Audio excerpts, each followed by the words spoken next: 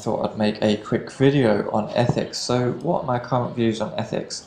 I broadly view ethics as what I have put on the screen right now, that ethics is either supernatural bullshit or completely impotent. So this is what it comes down to at its core. So I really feel like, what are we talking about with ethics? What? I think he's one of these people who can't understand the concept that just because something is subjective doesn't mean it's like meaningless.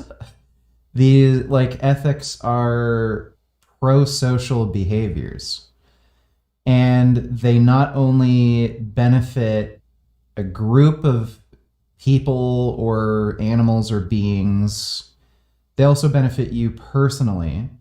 So there are personal reasons for why you'd want to adhere to ethical principles. And most people aren't psychopaths. So again, most people are going to want to be pro-social and also have some of these pro-social benefits for themselves. So like that is fundamentally what ethics are. They're just pro-social behaviors and beliefs. When people say something like there's some sort of normative claim, like you should act this way, right? What are they saying? They're saying, well, there's some reason why you ought to act in this way. Or what is that reason? And when you get down to it, either they're going to say that there's a man in the sky, which is supernatural bullshit, or even if we don't call it bullshit, it's still supernatural, right? So something that they assert about some magical deity, right? Or they're going to say, no, there's like moral realism is true, and there are true facts in the world, and these can be known. And what are these? Or if you watch my last video, you know that this type of thing is a description, right? We're describing things.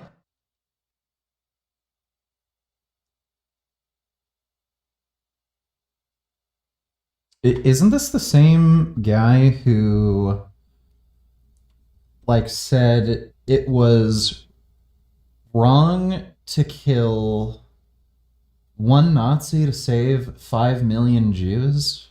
Like I that's the debate we had what, a little over a year ago or something now? Did has he like just totally changed his view on ethics? But these people are saying that descriptions exist without words. So if descriptions exist, I don't know what the fuck he's talking about. Usually, when you're talking to people who think ethics come from God, they usually either identify themselves as presuppositionalists, or they are presuppositionalists without knowing what presuppositionalism is. Um, but yeah, some people have the belief that ethical principles and morals come from some sort of supernatural power. Okay, they're wrong. I don't know why he's rambling about this for so long.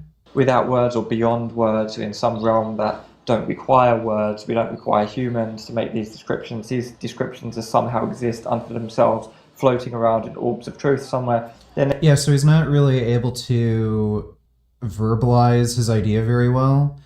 He's trying to explain that because ethics are a bunch of pro-social beliefs and behaviors, by definition, they have to be subjective because ethics and ethical principles require minds to exist. If there were no minds that existed, there could not be anything like ethics. Just like how there could not be anything like pain. There wouldn't be anybody to experience pain. A similar kind of thing. So, yes, ethics, morals, right and wrong, these are things that necessitate a mind or minds to exist. So the idea that it would come from I don't know, supernatural being, or there's some sort of I don't know, objective force in the universe is impossible. Um, it's not entirely like, by the way, this view that it's a bit of a contradiction if a presuppositionalist or somebody who just says ethics and morals are objective and they come from God, it's oxymoronic to say that because God or whatever supernatural being they believe in has a mind. So if a mind exists and like God is telling you this is right, this is wrong, it wouldn't be objective. It would still be subjective. So the problem there is if somebody tells you ethics are objective, they're not. These things cannot exist without a mind.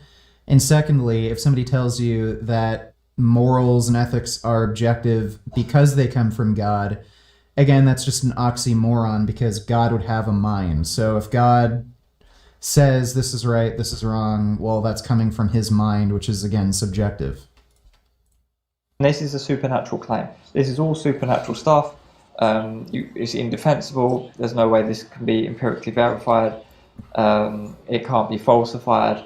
There's no way to actually provide evidence of this kind of supernatural. We can just sort of like argue back and forth and say, oh, well, this is the way it is because blah, blah, blah, insert bullshit. And what is the other side of the fault? So that's the one side of the fault. If you're actually going to make a positive claim for some sort of a normative thing, you're going to say, well, there's some reason because X, Y, and Z, insert magical bullshit. You might try and say that it's the most rational thing or something like this, but now we're getting into the other side of the fault, that is impotent. Well, if you tell me that I ought to do something because it's in my interest, well, if it's in my interest, I'll do it. You can persuade me of it, but like, if I don't want to do that, then why should I do it? I don't have any obligation to do it, right? So if you say, okay, right? I don't know what the point of this video is. Yeah, if somebody doesn't want to adhere to your ethical views, they don't have to. Or if you have enough power to, you can force them. Or if a group has enough power to. That's why we have prison system. But yeah, if somebody just does not agree with your ethical beliefs, then there's not really anything you can do beyond just, persuasive reasoning, like show that they have logical contradictions with their ethical beliefs. They have double standards. Their beliefs end up resulting in like ridiculous outcomes. They might not actually be beneficial to those that they want to protect or themselves. Like you can use general, persuasive sort of reasoning, but there's no way for you to prove, okay, well, objectively, it is wrong that you believe, this is right and this is wrong. Like, no. You can only point out contradictions with their own reasoning or try to persuade them by appealing to their own sensibilities where you show them, okay, well, this ethical value you have either harms yourself or it harms someone else or something that you have an interest in protecting. I ought to do X, Y, and Z because it's in my interest. Well, I'll decide what's in my interest.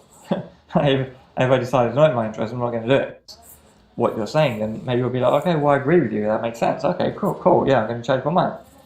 But if you're going to say that, no, I must act in a certain way, I'm compelled to act in a certain way, there's some ethical norm which I must follow, there's some ethical conduct which is considered correct, and I must behave within this certain context, or you're forcing me to behave in some certain way because of some compulsion. Well, how are you compelling me? Well, either it's some supernatural thing, you're going to say that some god, some mystical entity floating about in orbs of truth. I don't understand, like, people who are professional philosophers who specialize in ethics, what are they doing? How do they get paid? What value are they offering to society? I just don't get how anyone can make money from this shit. Like, Like, I don't know, if you're like a builder, you're building houses, you're doing something, you're providing a service, you're providing a product. Learning about better ways to reason and use your mind isn't valuable? Well, yeah, I'd expect this from a fucking moron like him. Only an idiot like him would say that. You're providing value to people. Like literally, you could be arguing over Harry Potter spells. Natural nonsense. Yeah, okay, that video is pointless.